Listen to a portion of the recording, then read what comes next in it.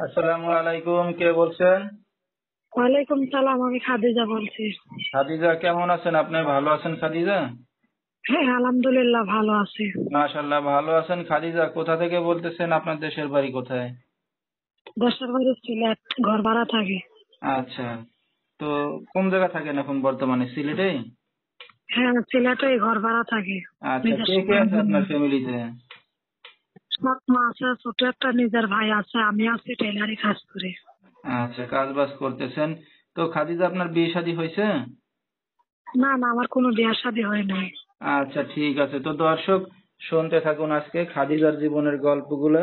ধৈর্য সহকারে ফুল ভিডিওটি দেখলে মোবাইল নাম্বার পেয়ে যাবেন, সরাসরি যোগাযোগ করতে পারবেন খাদিজার সাথে।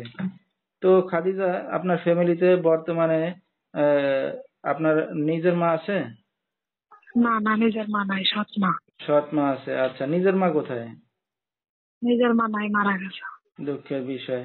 তো আপনার বাবা কি করতেছে এখন বর্তমানে? বাবা কিছু করে না, রাজমিস্ত্রি কাজ করতো আগে, এখন করে না। এখন করতে পারতেছে না, ঠিক আছে। আর আপনার সৎ মা? সৎ মা কিছু করে না, সৎ মা আমি কিছু করে ফিল্ম না। চালাই। মানে এখন সংসারটা আপনার দায়িত্বেই চলতেছে না? হ্যাঁ, আমি কাজ করে চালাই। খুবই দুঃখের বিষয়, একটা যুবতী মেয়ে, বিয়ে শাদী যেহেতু এখনো হয় নাই, নিজে কাজ বাজ করে সংসার চালাচ্ছেন। তো আপনারা যে কয়জন ভাই বোন, মানে আপনি কি সবার বড়? হ্যাঁ, আমি সবাই বড় বড়, আমরা দুই ভাই বোন। আচ্ছা, আপনার নিজের মার পেটের দুই ভাই বোন না সৎ মার ঘরেও আছে? না, আমার নিজের মার্কেটের দুই ভাই বোন, এক ভাই এক বোন। ভাইটা ছোট, ফ্যামিলিটা বড়, আমি আছি।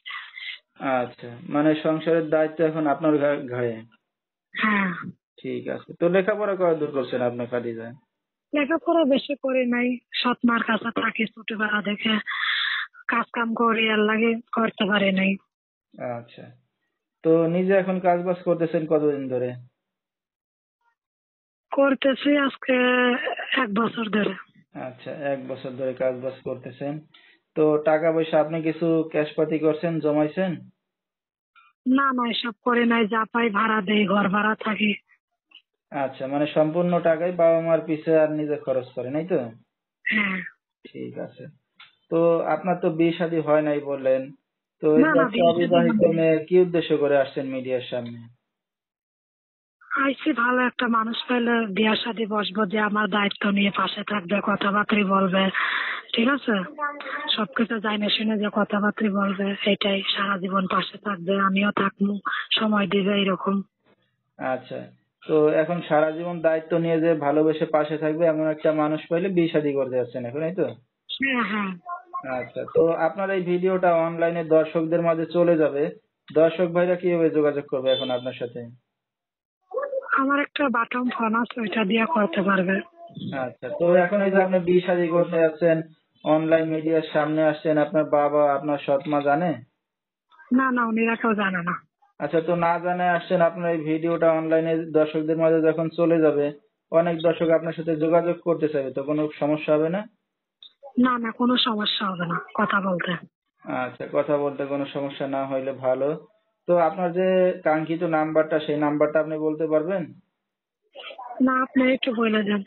আচ্ছা ঠিক আছে। তো দর্শক, আমরা শুনতেছিলাম খাদিজার জীবনের গল্পগুলা। যেহেতু 7 মাস সংসারে হয়তো কষ্টে জ্বালায় আছে, নিজে কাজ বাজ করতেছে, তো যেহেতু বিয়ে শাদীর বয়স হয়ে গেছে, একটা অবিবাহিত মেয়ে, তো চাচ্ছে এখন বিয়ে শাদী করার জন্য। তো বিস্তারিত জানতে এই নাম্বারে যোগাযোগ করলে খাদিজাকে পেয়ে যাবেন। 01735448615, এই নাম্বারটাই হলো খাদিজার। তো খাদিজা, আপনি একটা অবিবাহিত যুবতী মেয়ে, রাত বেরাতের অনেক দর্শক আপনাকে ফোন দেবে, কোনো সমস্যা হবে? না না, কোনো সমস্যা হবে না। তো রাতে কি আপনি একাই ঘুমান না বাবা মার সাথে ঘুমান? না না, আমি রাতে একা একা রুমে ঘুমাই, কোনো সমস্যা হবে না এমনি কথা বলতে। আচ্ছা, তাহলে তো খুবই ভালো কথা। তো আমরা অনুষ্ঠানের একবারই শেষ পর্যায়ে, কিছু বলার আছে আপনারা? না না, কিছু বলেন। আচ্ছা, তো দর্শক বিস্তারিত জানতে সরাসরি ফোন করবেন।